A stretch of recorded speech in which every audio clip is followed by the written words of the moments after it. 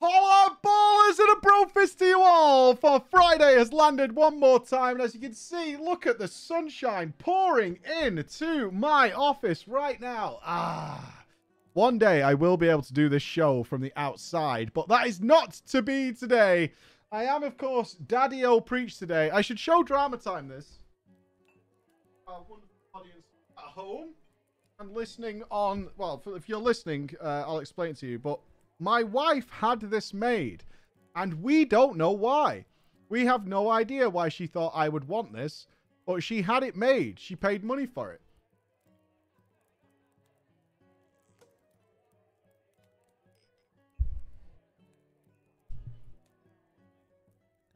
It's awful. It's absolutely awful in all ways. And for our audio listeners, it is a t-shirt of Super Mario that has been replaced with the words Super Daddy-O and has had Max and James put on it as little mushrooms. It's disgusting in all ways. And I have not even had a wedding anniversary card. I got my wife a card. I got her chockies. I got her some perfume and makeup from Dior. I haven't got a thing. I haven't got a goddamn thing. And so that's my drama right now. That's a situation where I even called her out and she still provided nothing. She tells me the card is upstairs. But on asking for the card, nothing. Nothing has appeared. So I appear to be able to hold this against her next year. And that's an advantage, friends. That's an advantage. I can put that in my back pocket as something that I can bring up next year and be like, well, you didn't get me anything last year, so I thought we weren't doing that anymore. I thought we were putting this behind us, this ridiculous system of providing gifts for each other. We've been married so long that it's just not worth it anymore, right? We've been together 20 years. Perhaps we can put all those things on hold for these going forward. That's what it seems like to me. I feel like I've earned myself a year off from the wedding anniversary, and I'm going to definitely enact that next year. That's what's going to happen. But that's not why you're here right now. We have news coming up for you about our visit to New Zealand, Sydney, London, and California, which are coming up in the next few months. We will be at BlizzCon. We will be at ExileCon. We will be at FanFest. All those things will be happening, and I will be making an extra trip into Sydney, Australia to see our Team Australian friends. So stay tuned for some details on that, but that's what's going to be happening. It should be super good. We're going to get to meet so many of you from all over the globe. We are confirmed. We have booked our travel for BlizzCon. We just don't have any tickets yet, because no one's got any tickets yet. So once we sort that out, but the team will be coming with us, minus Bex, will be in California. And everybody will be in London, including Bex, will be there. Only I will be in New Zealand and in Sydney. So it should be a good fun. But today, we are going to explore something that I've never seen before. Apparently, according to Bex, she has just teased that there's something on Drama Time that we have never had before.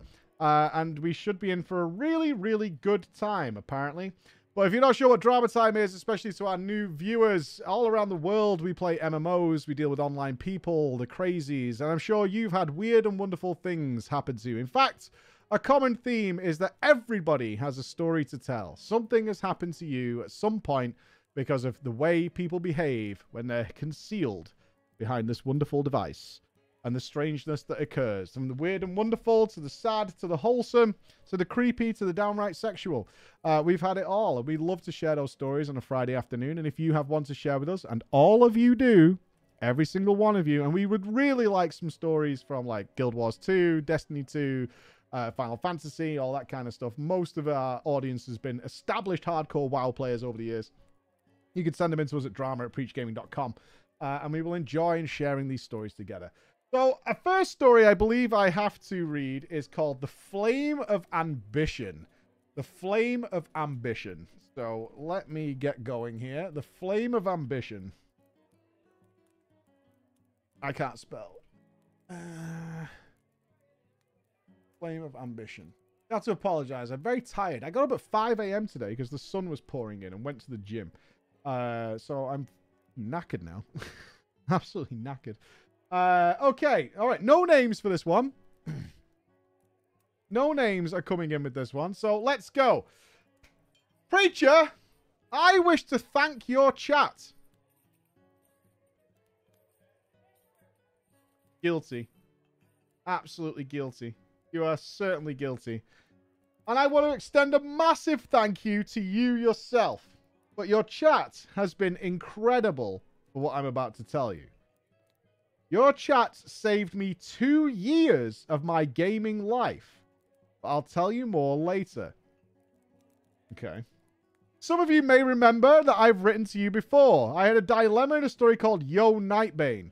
My cousin's adventures in Goldshire. My guild-destroying rage in the original Wrath, or my hunts for 3 botters in Rift. Preacher also holds the hammer Michaela. I do. The hammer is in storage right. Oh no. You're the person who was building a forge out of a bin, aren't you? And the vacuum cleaner. It's you. This is the person who was building a homemade forge out of a vacuum cleaner in a bin, and it was going to burn hotter than the sun. Didn't it burn your kitchen down? Am I right, Bex? The last update we had from them is that it burned their kitchen down. Is that correct?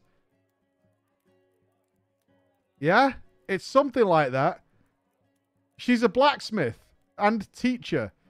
The bin melted. That's what it was. The bin melted. Okay. One of my creations. It's a beautiful hammer that was forged for me, by the way. It's got gold inlay and everything. It's awesome. I'll fish it out of storage next time I'm at the storage unit so we can have it on the show. Almost 2 years have passed since that moment, my friends. And during that time, I have been very, very, let's say, busy. And I followed your advice. First of all, I would like to apologize to you all, and I mean it. Because my writing style does have a threatening undertone, and I am aware of that. You do come across as somebody who might get violent. That's absolutely true. Yeah, there's definitely a sense of foreboding. We do worry that you're going to hurt someone. We do.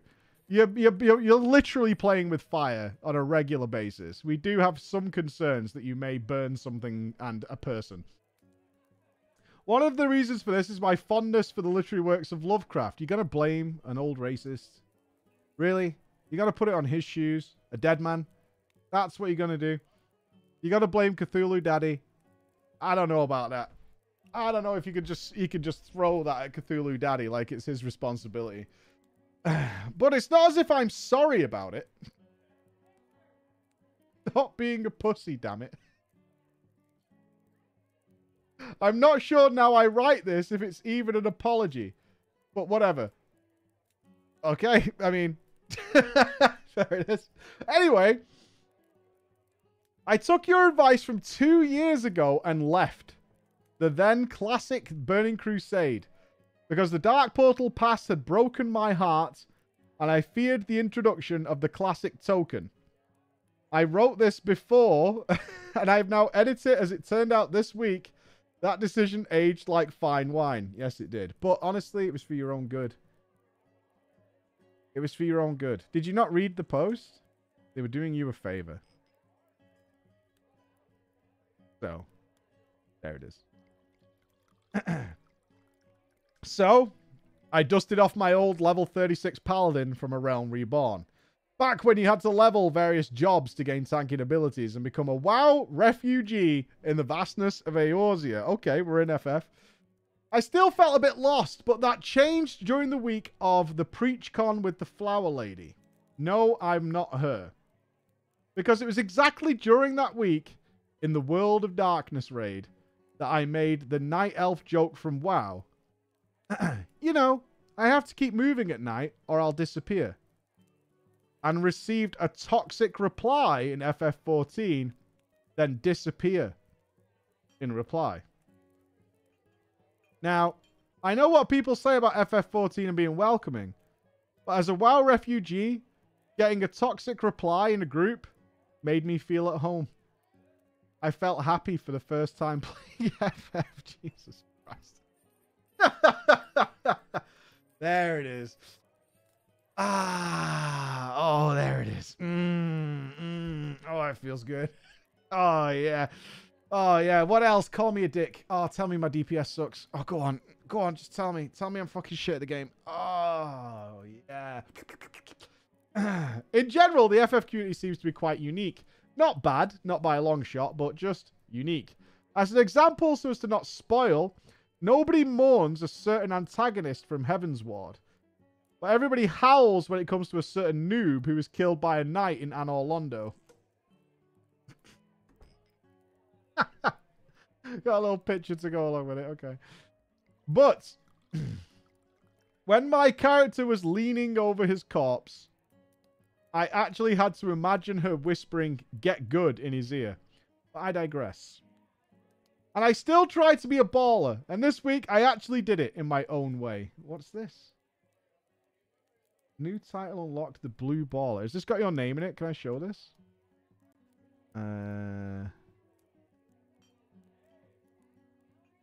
Oh my god. This is going to trigger you guys so freaking hard. It's actually insane.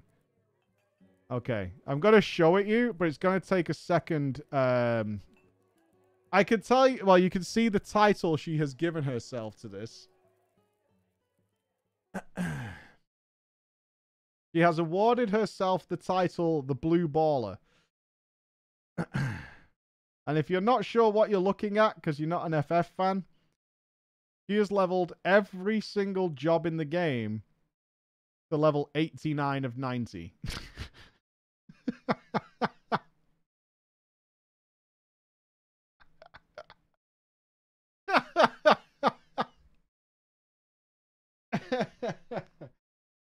Yeah, the blue mage has come to 69. Unhinged, unhinged, unhinged. Burn the witch. Burn the witch. And if I hadn't followed your advice, my heart would have been broken once again this week by the classic token. I think I made better use of the last 2 years after all. But it's not what I promised you. In my past stories, I had mentioned a cousin who spent gold bought in Goldshire on special, unique experiences. So for our non-WoW players, Goldshire generally refers to the RP center. Newbie RP. Not the good RP, but a lot of sexy RP. A lot of people make money there doing sexy RP. And he bought gold to do ERP. Is what he was doing there. And it's always just like teenagers. Just bunch of guy teenagers just talking shit to each other. And also that from the shadows I destroyed his relationship, whereupon he has found a new girlfriend. Okay. They got married last September, and well, I was maybe really a bit very mean to him at the time. So I had used the year after the drama time story to make at least a little bit of amends for him for what I did. For my wedding, I had forged myself a sword to cut my wedding cake. I remember that picture. And somehow it made sense to give him such a gift too. I want you to know, Mike, and the chat, you actually made me feel guilty about how I treated him. Good. You were awful to that kid. He was fucking jacking it to World of Warcraft. It's about as innocent as it gets. You were awful to that kid. Absolutely awful. He's spanking it to night elves. Like... Let it go. Let it go. It was a very long time for them from my wedding to their own. Here are some pictures. The bride and groom with their You made another sword. I made the bride and groom their own wedding sword. Number 2 is me with the sword that I made them. And number 3, the sword I made them. And another I made. And 4, the engraving on the sword. What are these fucking pictures? Oh my god, it's massive. You know what really bothers me before I show our wonderful audience these pictures that you've made is... You're a teacher and you're so childish. You're so childish. What are the lovely wedding pictures that we've got here?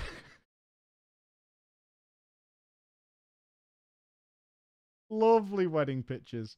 There we can see the very lengthy sword being used to cut this tiny ass little cake. You with your sword. Holy shit. You know, you look incredibly feminine, but do you have hands like rock? Like, do you know what I mean? Like the Thing from Fantastic Four. That's what I need to know. Like, you have this very feminine look, and then I think you slap someone, and it's like being slapped. Do you ever see that arm wrestler guy who can't even, like, move his arms anymore? And, like, just fucking clubs people? That's what I feel goes on. That's how I feel it goes down. Just fucking club someone in the side of the head with his hands. You know what I mean? And the engraving. I can't make it out. Oh. Aww. The smithy. Blacksmith's hands. Oh. How nice. How nice. Lovely pictures. Yes, this is our blacksmith author.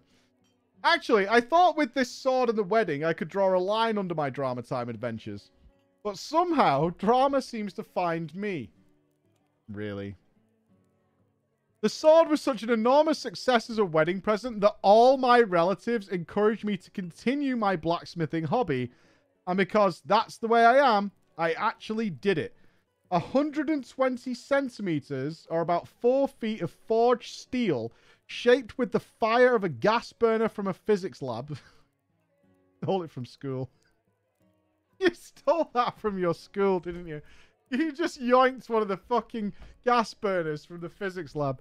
No. But no. It was even more inefficient than it sounds. The gas used was just really expensive. I almost had the feeling that I was solely responsible for the gas price increase in 2022 because of what I was using. The gas prices were just too damned high. There was no way I could go on like that, and never again shall a blade be made by me by that. I had to switch to good, clean coal. Oh, Jesus Christ. Just because of all of you, there is now, somehow, somewhere in Australia... Am I going to meet you? I'm a little afraid. A forge that was built from a trash can, a fire extinguisher, and a leaf blower. This is how it started. Austria. Oh, Austria. Austria. Okay. Drop us back down. Cancel red alert. Oh, we're good. Okay, so we've got some more pictures here. Of the leaf blower, blish, and fire extinguisher. And then some steel and carbon, which was then forged. Which was then put together to form a forge. Yes, this is the abomination that was created in the kitchen. Next to a fucking... next to the window.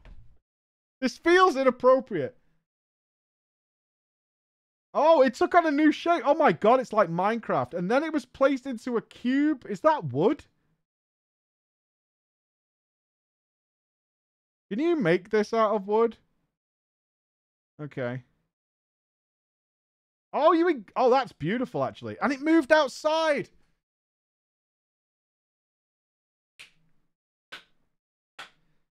Praise be. It then moved outside. That wood engraving's really nice on it. Hey, this came out. Round of applause. I encourage anyone listening to the audio of this is to check out what this came out like, because it actually came out fucking badass. It came out so good. I prejudged. I am worried about the wood, but I'm sure you know what you're doing. I have good faith. In the box on the left, the leaf blower is built in. Oh, the leaf blower survived. Okay. Together with an adjustable control for it so that I could also regulate the airflow and not always drive into the coals with full power. The writing on the emblem of the forge is the real Elvish, Quenya to be precise, as designed by Tolkien. A spell carved into the wood together with a symbol that has a meaning of its own to me. Translate it means, here burns the flame of endeavor wielded by those who have found, unlocked, and mastered the secret law of steel. Are you trying to make the One Ring?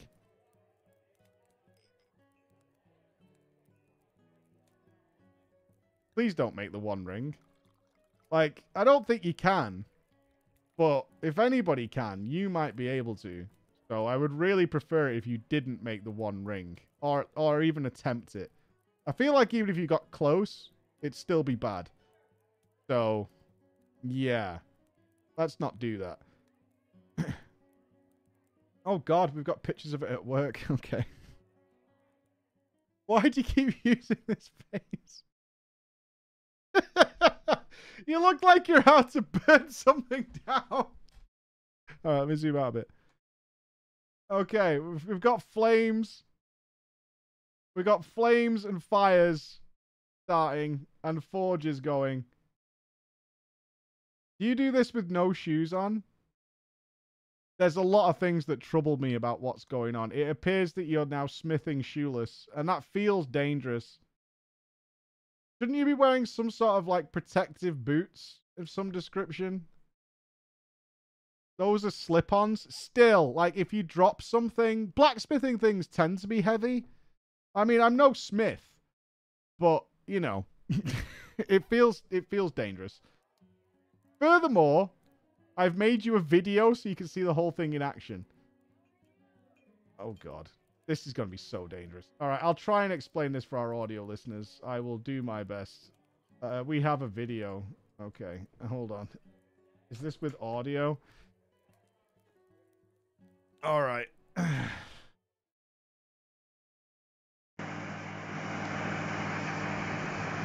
Is this in your garden? You see, you dropped the rod. You dropped it. And you're not wearing boots or anything. And you fucking dropped it. I knew you were going to drop something. You totally dropped it. And that thing is really hot.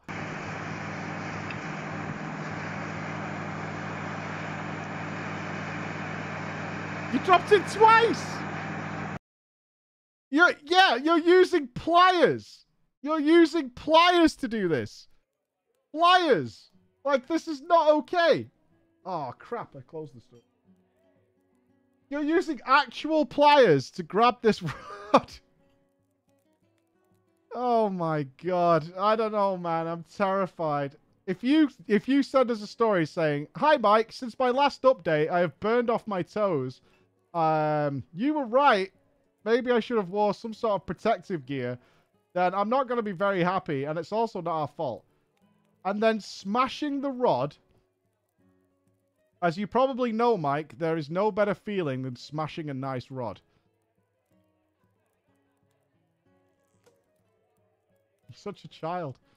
You're such an absolute child. Please do not drop this on your feet. You're wearing high heels.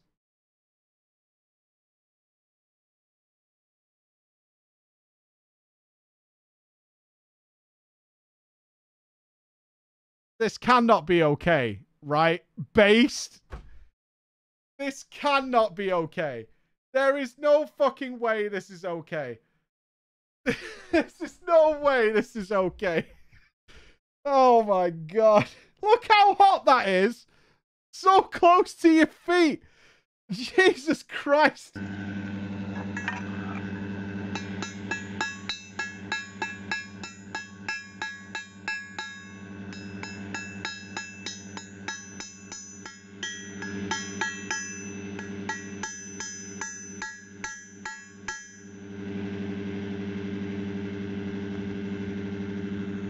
I'm very impressed.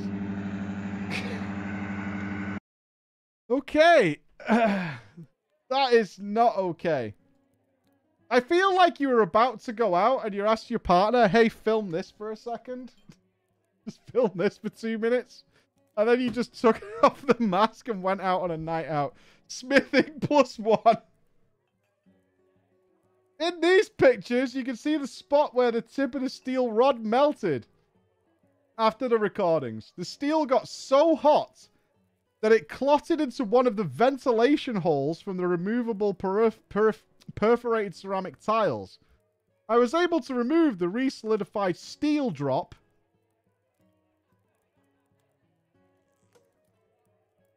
Please get some boots. There's drippy steel. You're not the Terminator. You're not. Just get some fucking boots. Make us all feel better, all right? Get some boots and a smithing apron. Send me your address. I'll send you some boots. We'll get you something as a gift for all the stories you've sent. We'll get you some PPE gear. It'll be fine. Steel dropped from the hole without damaging it, and you can see it quite clearly in the pictures. So just in case anybody of your chat says, no way that thing gets hot enough to melt steel, you're a bunch of pussies. I mean, I don't think that's where we draw the line. I don't think I don't think our issue is whether it gets hot enough. That's not our issue. You did melt the bin. Like, we're pretty we're pretty fine with it. Yeah, this is the least of our concerns. Oh, Jesus Christ. The cool thing is that the forge was operating only at 30% power of the leaf blower. And yet, it still melt the steel bar shown in the video. Even at 30% power, the heat has reached somewhere between 16 to 2900 Fahrenheit. Oh, 1600 Celsius or 2900 Fahrenheit. The power of nature in my hands once again.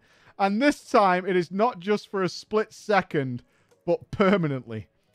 And what a coincidence that both my blue baller goal and the completion of the forge and also the launch of the classic token all happened in the same week. So yes, preaches dear chat.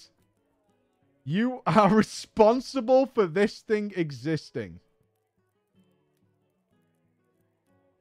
You are extraordinarily guilty. Extraordinarily guilty. This is all you. Nothing to do with us whatsoever. Absolutely not. We did not, in no way did I encourage anybody to build a forge. And certainly not out of a leaf blower and a bin. That's nothing to do with me. Nothing. Maybe I'll start a business with this forge, as my relatives suggest. That I still need a name. Let's see. I always play Kaldori, Night Elves, and that translates as Children of the Stars. Then I built a forge. I could be the new Star Forge. I almost believe you would build yourself a big penis logo. I think that would be something you would do, is fashion yourself a large penis logo to go with it.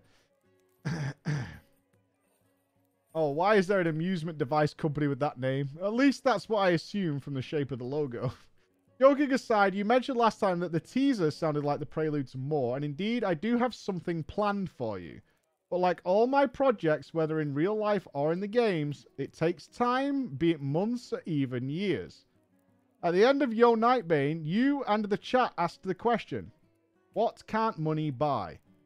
And for you, I made Michaela for that reason. Thank you very much. For me, there's still that one blade abandoned by the light. And in the last 2 years, my possibilities to obtain it have expanded. Ladies and gentlemen, I believe this is the official announcement with the homemade forge crafted from a leaf blower. Ashbringer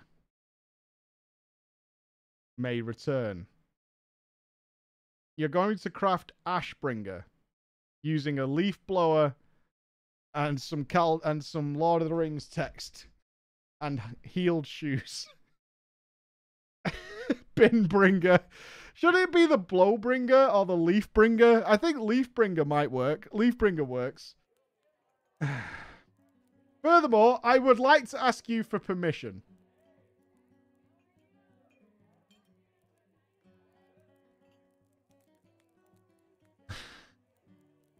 I feel like you're now forcing your terrible decisions onto me, which I don't like now. I promised you back then that there would never again be a workpiece like Michaela, and I want to keep this promise. Never again will I craft such a hammer. But this one should be and remain unique. But there are others in the gaming community to whom I would like to give comparable works, and that's for similar reasons as they led to the creation of Michaela back then. Although I had only promised to not craft a hammer anymore, I do not want to rely on a technical interpretation here. So I ask you, is it okay with you if Michaela does not remain the only legendary by my hand? Of course. Absolutely. Everyone should receive such a gift. Well then, dear preacher, dear chat, let's see how it goes on now. And maybe now, with an Omni 90 character, there will also be one other drama in Eorzea. To say it in the sense of a very specific hero from FF14, let's find a prey worth the hunt. Dear FF14 community, I better never catch you cheating. For I will never rest, I will never give up, and in unending curse, and I wouldn't have it any other way. For how else is a champion or a baller to be born? Chat bubbles are okay, though. Thanks.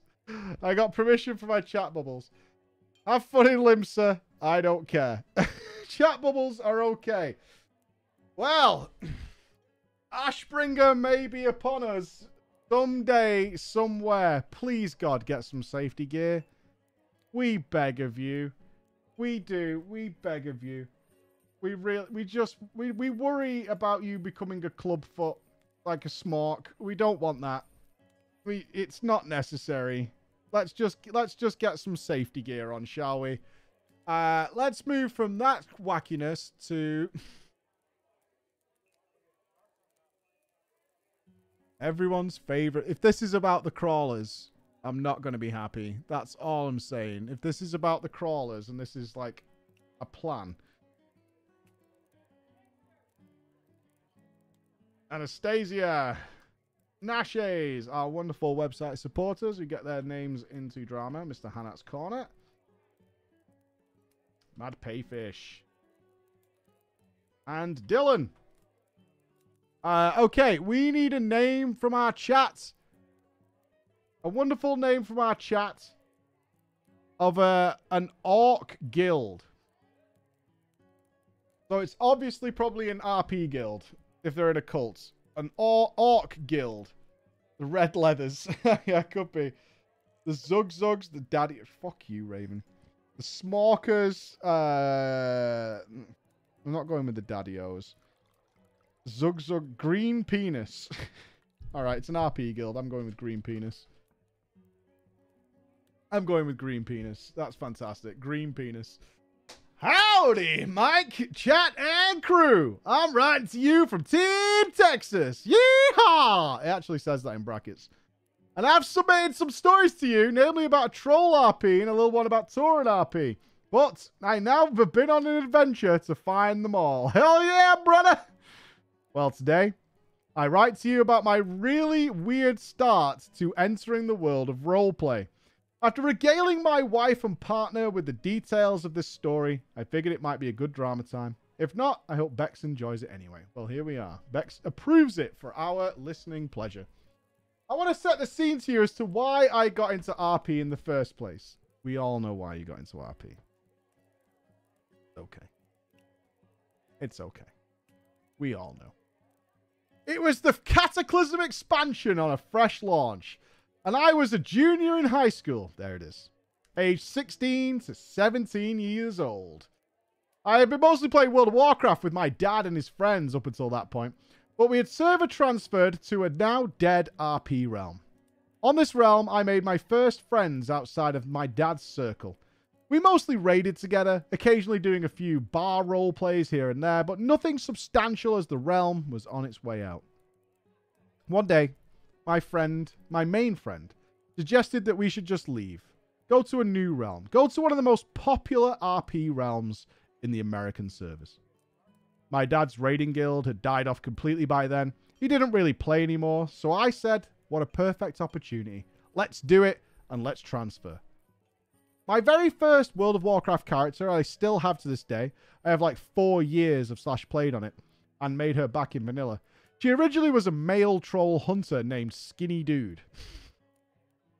Nice. But this had to change when I moved to a real roleplay server. So, my good friend Skinny Dude became a female orc hunter, as an RP guild had caught my eye. And the eye of my friend, the orc clan, Green Penis. Green Penis, and it was best described as a hardcore roleplay guild.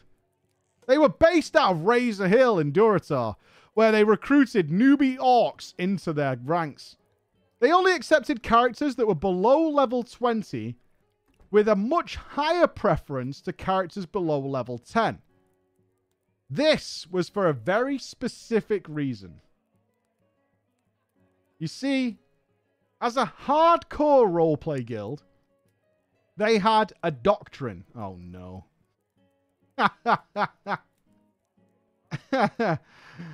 And these doctrines had to be followed in character and out of character. It's been several years, but I remember the main ones that were important. Number 1. No member of the guild is allowed to use a mount of any kind until you are progressed within the guild to the grunt rank. No character in the guild, regardless of level, is allowed to use helmets, shoulders, the guild tabard, or wear cloaks until you have been promoted to the grunt rank. No member of the guild is allowed to ever use the auction house. Guild crafters provide anything you could possibly need. All members of the guild must take gathering professions, which will be told to you upon joining the clan. Every member of the clan must submit tribute each week from your gathering profession halls. Every member of the clan must submit gold tribute each week, and you are not allowed to have more than 1 gold on your character at any time. So you all became slaves, is what happened. You joined a pyramid scheme, is what you did. You signed up intentionally to join a pyramid scheme. Okay. If a rank basher was online and called for a rally, every runt had to immediately gather in Razor Hill for the rally. Now, violating any of these rules was a kickable offense.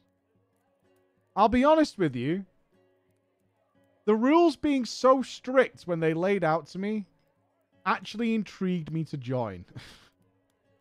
I was a young high schooler with infinite time of my hands, and frankly, this seemed really weird. I wanted to see what this guild was all about, and considering the rules were so strict, they must have some really good RP. So, realizing that my hunter was far too high level for them, I re-rolled a female orc warrior, made it to level 6, and ran my ass to Razor Hill to join the cult. Upon being invited to Green Penis, you must first state a declaration. You, of course, wanted to join Green Penis to become a basher. Bashers were the rank of guild trainers. They were, in the story, brutal orcs that essentially sat around all day beating people up to train them to be hard and tough as orcs should be. The basher would then naturally beat you after you asked to join, teaching you to be tough and strong. Then, depending on how well you took your hurts, you were either invited or told to get out for being too weak to be a member of Green Penis. If you were invited, you were given the rank of runt. Runts were meant to follow all of the above rules, and were also not allowed to go by their character's real name. Instead, the basher that invited you would rename your character to a demeaning runt name during the arse-kicking RP. My character earned the name Pup Runt. Oh, that's not bad. Pup Runt's okay. I thought it was going to be way more offensive than that, but Pup Runt, that's alright. I was given the name of Pup Runt for being terrible at fighting, but potentially trainable. Mike, I ran my Happy Warrior arse from level 1 to level 85, and I never used a mount, helm, or shoulders, or a damn cloak. They never promoted you in all that time? The reason they could enforce this was guild-wide achievements. If they saw the Learn to Ride achievement pop up, you were kicked from the guild. The helm, shoulders, and cloak thing was much harder to enforce. But I did it out of principle and to follow the code of Green Penis and maintain my orcish honor. Okay. But things got stranger from there. This guild was all about combat in character. Every training session with the guild bashers was essentially just a free-for-all brawl in Razor Hill. The problem was, however, was that we didn't use any dice rolling or anything like PvP duels. Instead, two people would stand in front of each other and begin writing paragraphs upon paragraphs at each other about their noble combat. I saw one duel go on for 6 hours.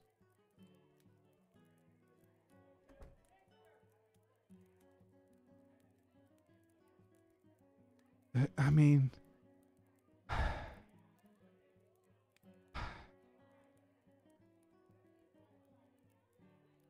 in their text, they would anime dodge everything they threw at each other, proving their skill as bold orcish warriors. It was considered poor form to write anything less than at least 2 paragraphs per combat move. At least the longest I saw was 6 hours, but it was considered a dull affair if the fight lasted less than 4. I agree with your possible thinking, Mike. It was painful. But at the time, I thought it was so fun.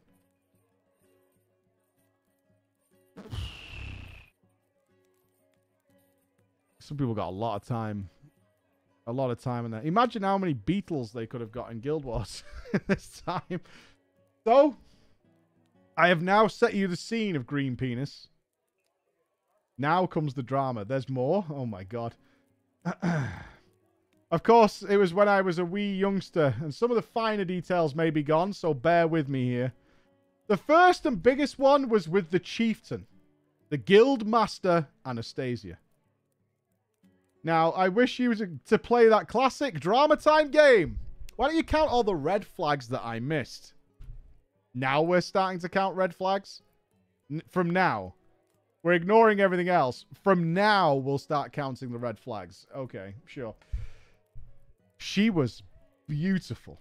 A beautiful, powerful orc shaman. And my orc had an enormous crush on her. They often had a will they, won't they style relationship. And the player out of character was super friendly and fun to be around. Our guild would regularly hang out on Skype together. And we would constantly try to get her to join us in the call. She would say no. Often make up excuses. One such excuse was that she was in the military. And one of her bunkmates had punched her headset out of the air and it blew up. After a few weeks of trying to get her to just talk with us. Yeah, this is... Are we on board? Are we totally on board with the situation? After a few weeks of just trying to get her to chat with us, we kind of just gave up. However, one day she did join a call with me. Just one single time. Just long enough to say, "Hi, how's it going?" before immediately hanging up. The voice sounded like an awkward teenage girl. She never mentioned it again, and she never ever joined a voice call again. Undeterred, however, we continued our friendship over text chat. I remember one night, late in the evening, we started talking about her time in the military. She told me that she actually was a veteran and was back home now on honorable discharge due to the fact that she had been a POW in Afghanistan.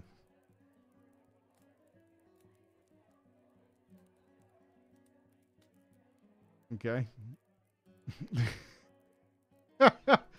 This, of course, intrigued me. So, as a natural thing, I asked her, what happened? How did you get out? What was it like? She told me she remembered clearing a street with her squad. But then, one by one, they got gunned down by an unknown sniper in the dunes until she was the only one left. They took her because girl, and she doesn't remember how she escaped. All she remembers is that she blacked out and woke up wandering in the desert with blood all over her. She was rescued by American troops and got sent home. Now, I know what you're all thinking, but if I can't admit this on Drama Time, there's nowhere I can. Because Lord knows I would never tell anyone in my real life what I did next. It is the cringiest thing I have ever done in my entire life. Once she finished telling her story to me,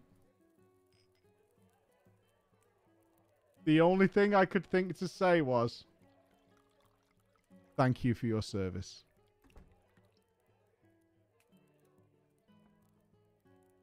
I mean, there's still a chance you can get some.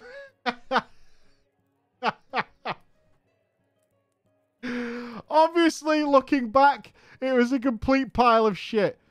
But she made the story even more dramatic by saying that her husband was in bed with another woman the exact minute she walked home through her front door after being a POW.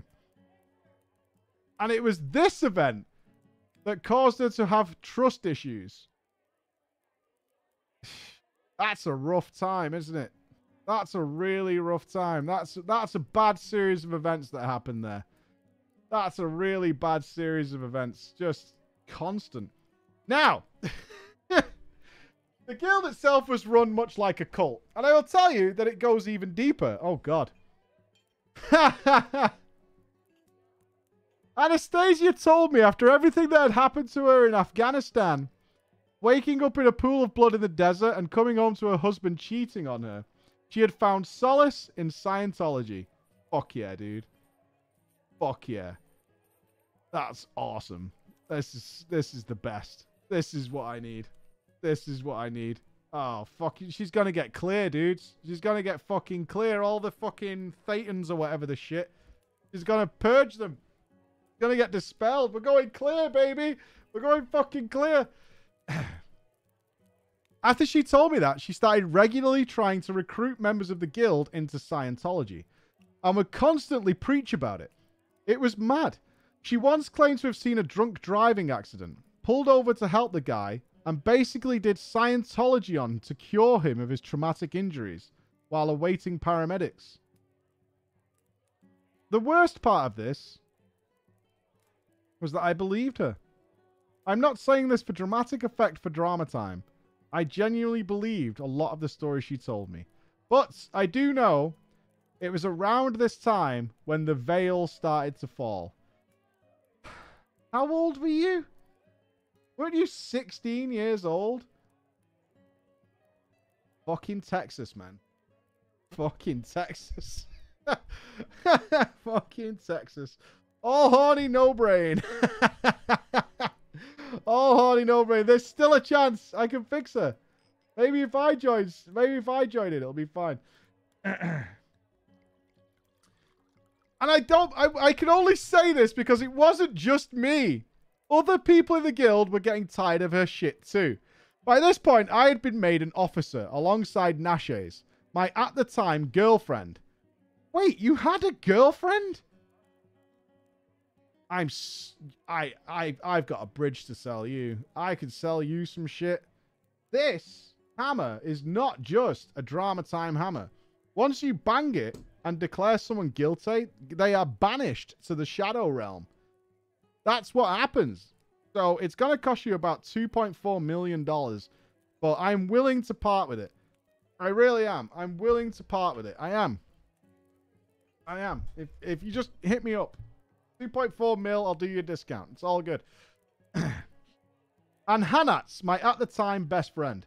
Additionally, a guy named Mitchell, who was also in the officer team, as well as his girlfriend, Mad Payfish. Together, we essentially decided to vote her out of character. And in character, Mitchell and Anastasia had an epic duel atop a sacred mountain that lasted 8 hours of paragraph typing. Anyway, Considering we had voted her out of character, she knew she had to lose the duel. Mitchell became the new chief. Anastasia was kicked from the guild. During this time, Mitchell and Mad Payfish became even closer. But she was a dick. The rest of the officer team hated his girlfriend, Mad Payfish. The reason was simple, and it's not because she was a girl, because there were several other girls in the team. It was because Mad Payfish had started to turn into an uwu soft bean cinnamon roll. What does that mean? I don't know what that means. A soft bean cinnamon roll? Can any uwu people help me out on this? You don't want to know? Fine, I'm Googling it. I'm not the only one listening to this who has no idea what that is. Uwu soft bean cinnamon roll.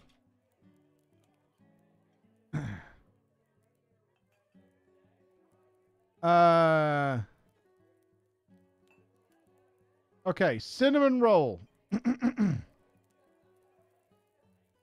I don't get it. I'm like, people are selling me t-shirts that say cinnamon roll on them.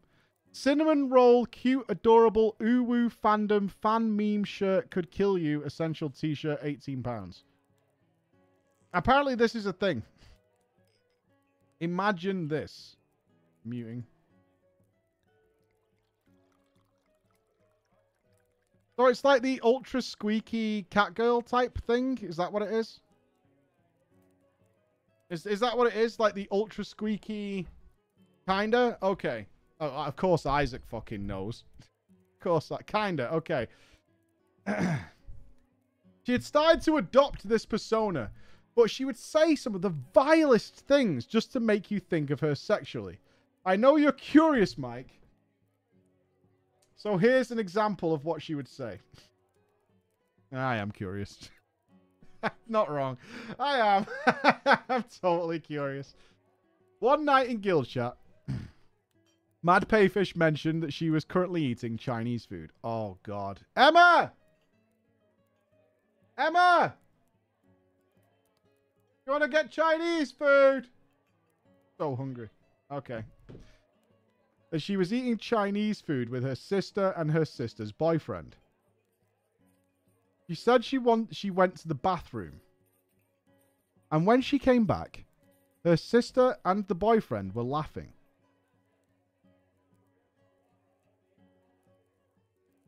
I don't like this, Bex. I don't like this at all. I'm not happy, Bex. I'm really not.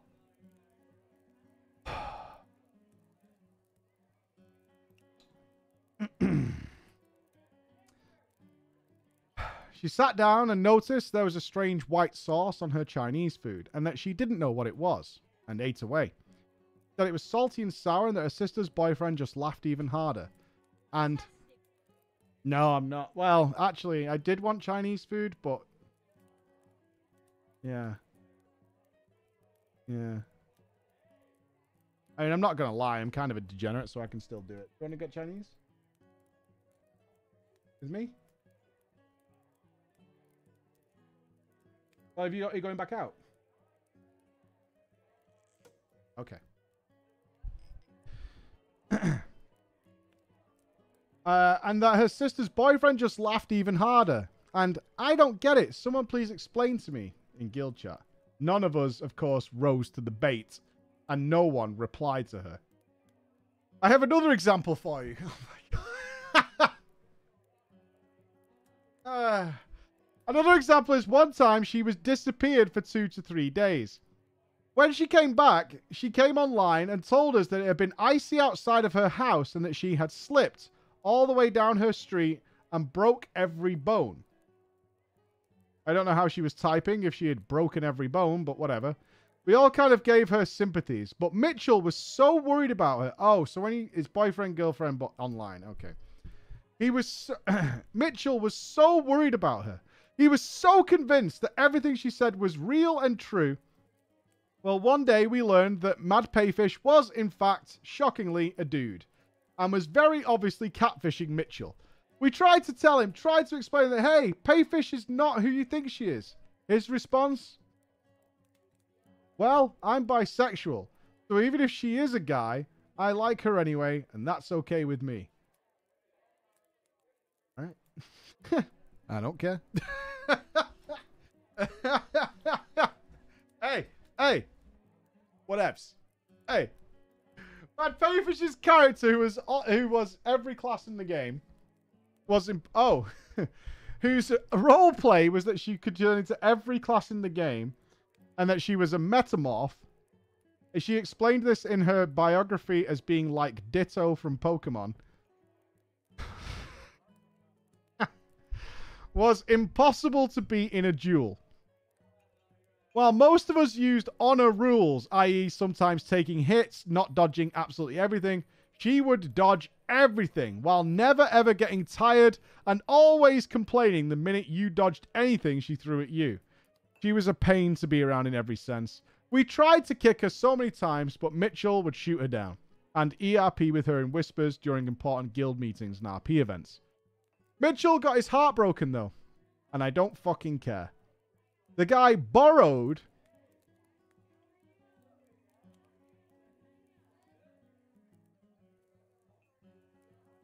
I think I'm about to have an aneurysm.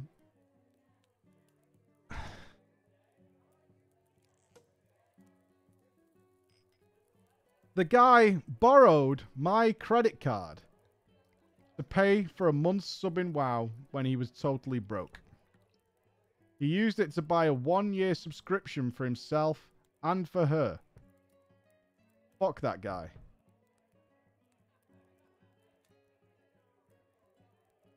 You gave this guy your credit card? There's one person in the whole... There's 2 people in the world who have access to my card details. One of them is my wife, and the other one is Nups. And he's Dutch. So you can trust that guy. But Nups is not also ERPing during our meetings, as far as I know. To check on that. Vicious. Sure? I don't know. We're in the clear. The final drama I wish to tell you that sticks out in my mind is how I left the guild once and for all. You see, I had become obsessed with this guild in the 2 years I spent with them. I had sacrificed my school grades for this guild, nearly not graduating on time and eventually losing computer privileges from my parents because of it. However, during this time, right before losing access to World of Warcraft, myself, Nashes, and Hanats had all gotten into deep shit. You see, all of our characters were officers. We were the big dogs, the guys that beat up the newbies. One such newbie was Dylan. She played a female orc mage nerd that was always reading and not fighting. She wasn't a good fit for Green Penis, but Mitchell, the thirsty fuck, invited her anyway. Dylan began regularly getting herself into, let's call them, predicaments. Namely, she would level with PvP on and took any ganking as in character. One day, she was getting corpse camped by a male Draenei hunter and his wolf pet. Dylan decided that this Draenei instead captured her in a trap and then forced his wolf upon her. What are these? Where are you meeting these people? This was, of course, a giant red flag. And we implored Mitchell to let us remove her from the guild, as this is not the kind of roleplay any of us had signed up for. Mitchell, instead, gave her a warning in character and out of character about letting anybody capture her again. Of course, it happened about 4 days later. However, when a male human rogue kept killing her over and over again, she actually reached out to this player and set up a long-term clandestine ERP with him, only to come home to the clan crying about it when he got bored. Obviously, we, in character and out of character, begged her to just stop doing this kind of stuff. We asked once again, Mitchell, can we please just kick this person? He told us instead to simply beat her for letting her character get captured and humiliated by a human. So, in the rules of Green Penis, We typed the beating out to her while she stood there. Well, that'll do it. All fixed. All fixed up. All fixed up now, guys. The sticking point was that her character had apparently become pregnant with the rogue.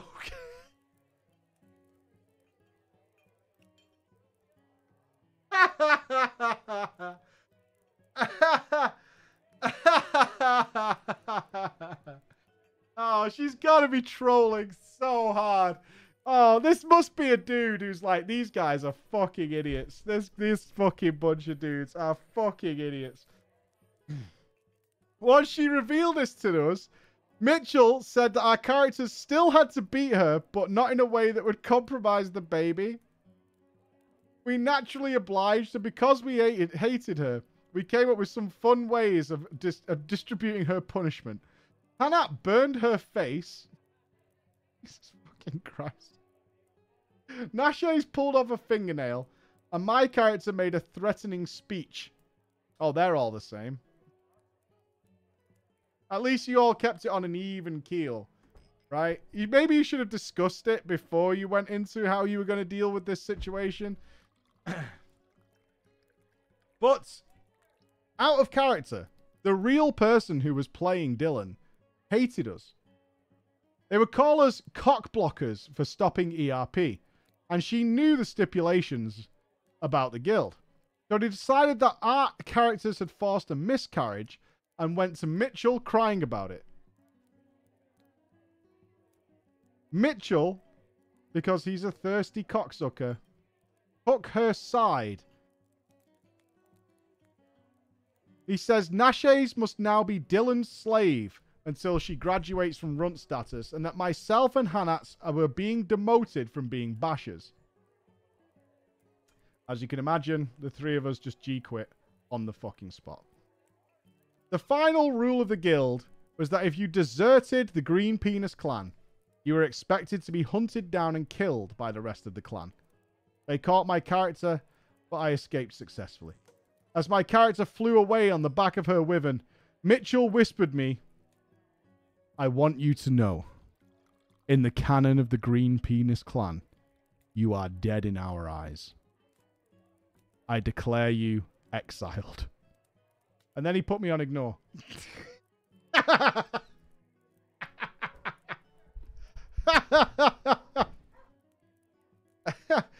No.